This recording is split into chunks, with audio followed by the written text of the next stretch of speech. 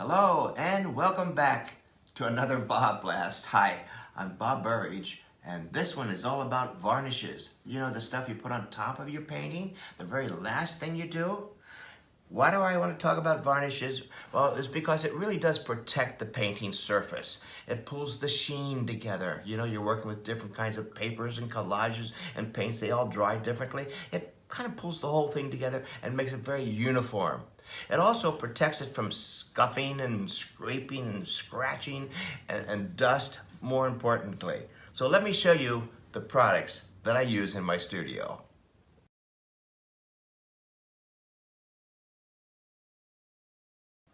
And these are some of the varnishes I use in my workshops and also in my studio. Some of them are from the art store and some of them are from the hardware store. Here are the Holbein crystal varnishes that I use. They come either glossy or matte, okay? And of course the other popular Golden's varnish, polymer varnish with UVLS. And again, it comes with all the different sheens. But if you run over to the hardware store, you can actually go into the paint section and get this. This is polyacrylic. This is Minwax polyacrylic. Make sure it says water-based. Notice it says water-based. Right next to this can will be an oil-based. You don't want that one. Now they also come in these sprays. I don't really particularly like the sprays. They're too light for me, and I don't like what they do to the ozone layers. But you know, certainly art stores sell a lot of clear sprays. Here's something that's new to a lot of you. This is called Dorland's wax. This is a medium that I actually can use and rub into, just like car wax, into the finish of the painting. It'll be the last coat because it's a wax finish. And you rub it in and it makes a beautiful, beautiful sheen. Of course, I have my water over here ready to go. Now, let me show you the brushes that I use in my studio.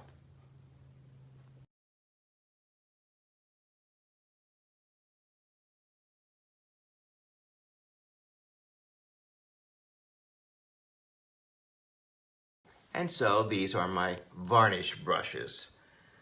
If you see here, they're really wide, soft. I really like these because they don't leave a brush mark. It's almost like petting a cat. It's really soft, and they're natural hairs. Alrighty, some are synthetic, but they're really still soft. What you don't want to use are the brushes that you get at the hardware store. They will leave a mark, the hair falls out, it's too rough for you. So this is not the time I'm looking for texture. This, I don't want any texture, and I really like these because they hold a lot of liquid, and that's what you're looking for. So you don't have to keep moving the varnish all over the place. Again, these are my varnish brushes. I'm all set, ready to go. I poured some varnish out already. This is all water-based. So I have my bucket of water. I'm using my crystal varnish from Holbein. Choose a brush. Always wet the brush. Never dip your dry brush into a varnish or paint. You want the paint and the varnish to flow off of it really nice. So here we go.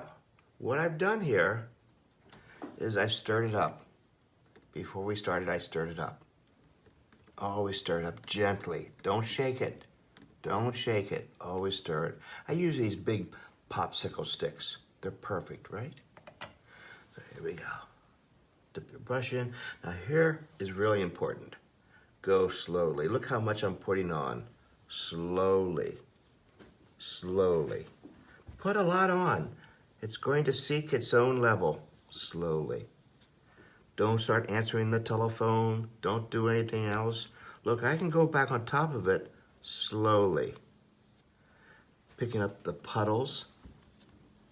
You might not see a difference right off the bat because it's still so wet. When it dries, it will be beautiful. This is a quiet time for me in my studio. I don't do anything else. See, I can go back as long as I go in one direction. If you answer the phone at this point, you're going to start doing this, back and forth, back and forth, back and forth. And what you're doing is you're frothing it up. And it may not dry crystal clear. As you can tell, this has kind of a milky look to it. it will dry crystal clear. If you go slowly, don't do anything else. All right? So in about 15 to 20 minutes, that's going to be all dried. And it's going to be a beautiful crystal clear acrylic finish. See, I can keep on going. Keep on going, make it nice and smooth. It'll be beautiful. This is all water-based. I make sure I put it back into the bucket of water. Let me show you another one. This is fun. This is the Dorland's wax. This is a wax. It's almost like waxing your car. This is what they use in the Smithsonian to restore old paintings. I've seen them. They take the wax, see, Dorland's wax, and they rub it in. It kind of gets rid of all those wrinkles and cracks. It's almost like a face cream for your painting. And it also pulls all the sheens together at the same time. Again, like polishing a car. Take several coats. I might let it dry overnight and do it one more time to buff it. This is a beautiful finish. And because this is wax, I won't be able to put an acrylic finish on top of it. That is the finish, the Dorland's wax. So this is traditional, and it's the conservation quality techniques that are used at the Smithsonian for restoring old paintings. Now let me work on a bigger painting with the hardware varnish.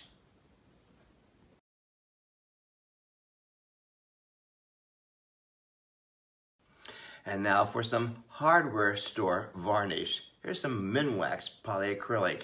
It's what I use a lot because it's very affordable and it still works. So here we go.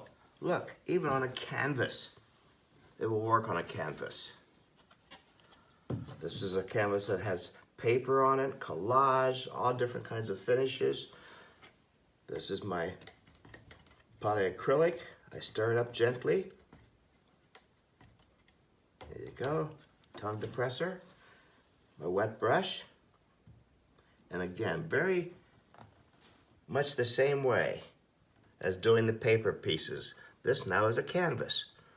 I work the same way, slowly in one direction. The phone starts to ring, do not answer that phone. And you know, as soon as you pick up a brush, that's when the phone rings. You know every time. Slowly. You're going to be excited when you see all this beautiful color come to life. And the painting gets deeper and richer. Look, I can go back over and pick up some of the puddles as long as I go slowly and in one direction. A wide, soft brush. Again, it pulls the sheen together. Beautiful. And it's your choice whether you use glossy, semi-gloss, satin, or matte. Your choice. See, I'm going back, picking up the puddles at this point. Wow. And it won't take very long to dry. Within an hour. There you go. Beautiful. Now the big trick here is to let it alone. Don't keep touching it. Let it dry. Again, it'll be dried in about an hour. Well, that's all about varnishes. I hope you learned a little bit more about varnishes, and don't be afraid to put it on. It just kind of pulls it all together and it makes it a harder finish. And guess what? It's acrylic. You can continue to paint on top of it if you want. So I do lots of layers of paint and acrylic and the varnishes all over the place. It's like building a pizza. Hey, I'll see you on the next BobBlast. Thanks for watching.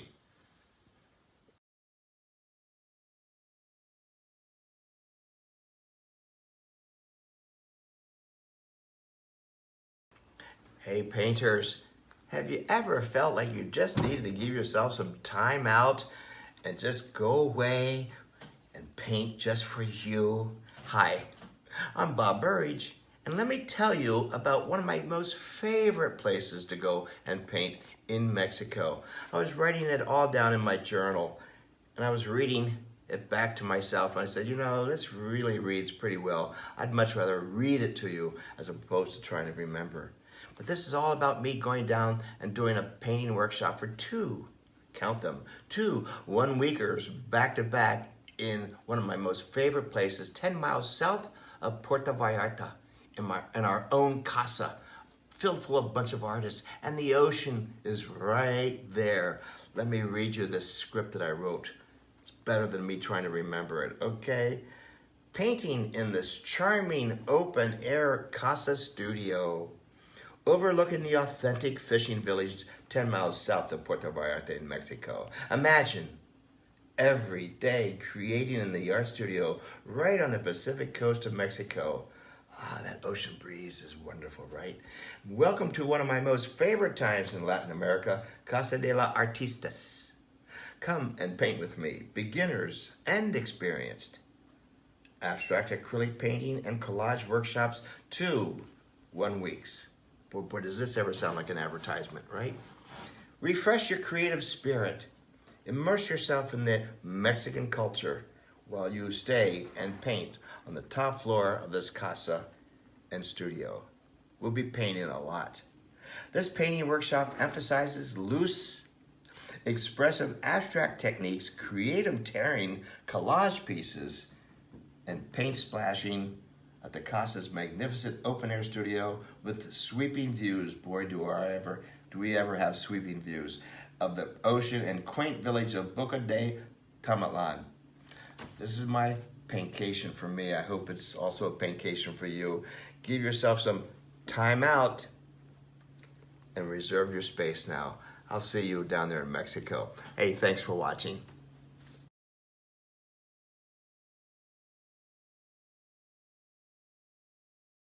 Hi there, painters. Hey, have you ever wanted to meet Van Gogh and Vermeer? I do. Hey, I'm Bob Burridge, and welcome to my Holland riverboat cruise. I'm going to Holland. I cannot believe to do a workshop on a riverboat cruise. 9 days of a bliss and imagination, and accommodations are spectacular. You know, I did this one in Paris, all the way up to Normandy and coming right back down again. I didn't think I was going to like it. It was spectacular. I said, let's do this again, especially of the accommodation. The crew took care of us. The accommodations, the luxury, were just so well taken care of. The foods, as you can well imagine, the excursions, the entertainment. There's a lot going on those riverboat cruises, but look where we get to go. We get to go to Van Gogh Museums, Vermeer. We get to see all that history, incredible excursions through those castles, and we get to paint every day. And the meals, we actually hurry back to the lunches on the cruise ship. It's a small riverboat cruise just for the meals. Let me tell you, they take care of us. One of my favorite things, I'm looking forward to it, riverboat cruises. That's where it's all happening. Small accommodations, educational especially. So you're going to see a lot of museums, a lot of castles, and do a lot of painting time with me. I hope to see you there.